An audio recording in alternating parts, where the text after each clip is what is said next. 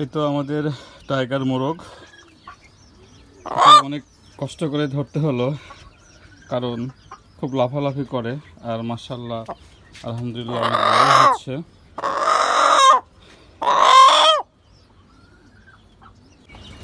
আর এটা হচ্ছে টাইগারের ডিকি মুরগি।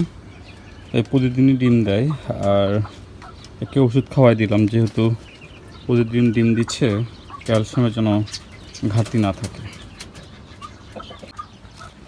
আর এদিকে বলতে না বলতেই হাঁস ডিম দিয়ে দিয়েছে।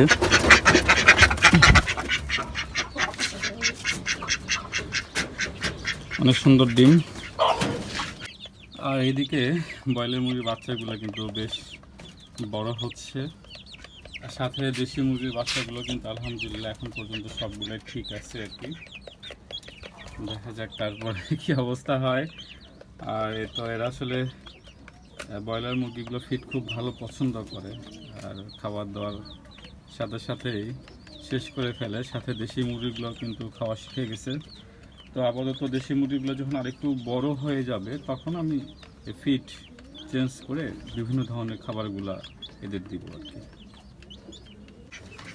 আর এখানে যখন ভিডিও করছিলাম, সাথে সাথে দেখছি যে একটা ডিম দিয়ে দিয়েছে আলহামদুলিল্লাহ। আসলে সচরাচর এরকম ডিম দেখা যায় না, যে অনেক সময় কী করে পেয়ে রাখে তখনই সে ডিম নিতে হয়। আর এখন ইনস্ট্যান্ট পাচ্ছে হাঁস মুরগি দুটো একসাথেই।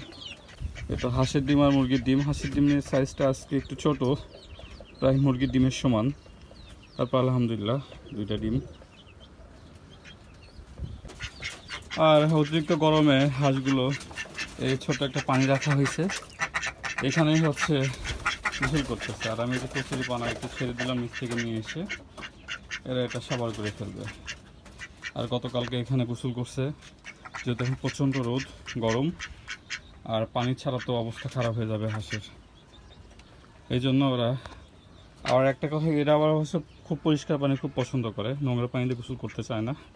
এই জন্য মাঝে মাঝেই এদেরকে মানে পানিটা চেঞ্জ করে দেওয়া লাগে। যখনই চেঞ্জ করে দেবো সাথে সাথেই নেমে গোসল করে।